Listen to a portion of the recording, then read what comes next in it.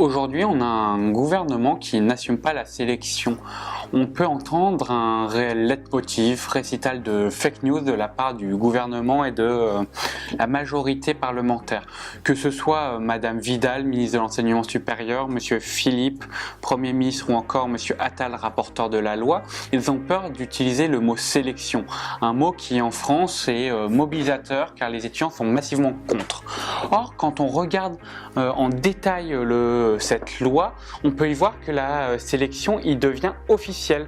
D'abord, il y a l'idée de classer les dossiers. Nos dossiers vont être notés par un algorithme que nous ne connaissons pas, car humainement, il est impossible pour les professeurs de regarder les dossiers. Donc, comme l'a souligné les professeurs mobilisés de l'Université de Lille, cette notation de dossier va être massive et généralisée, car 95% des bacheliers vont être notés puis triés.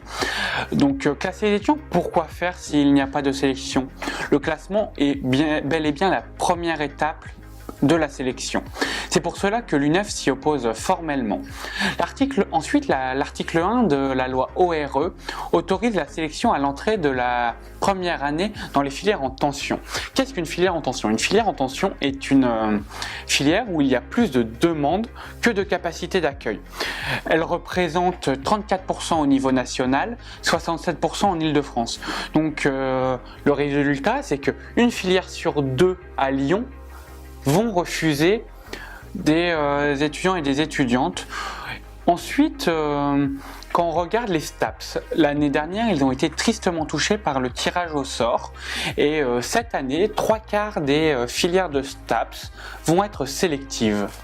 Cela représente un nombre énorme d'étudiants. Il s'agit d'une généralisation massive de la sélection.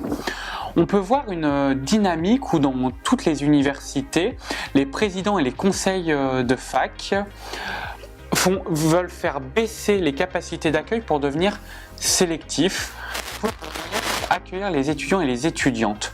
Pour légitimer cette sélection, quand on arrive à les coincer, on nous explique que c'est soit le tirage au sort, soit la sélection, comme si on avait le choix qu'entre la peste et le choléra et qu'une troisième voie n'était pas possible, celle du financement de l'ESR.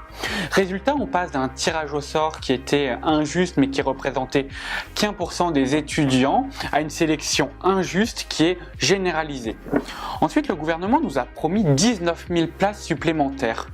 Ce n'est absolument pas suffisant car l'augmentation du nombre de bacheliers et de bachelières ces dernières années est beaucoup plus importante.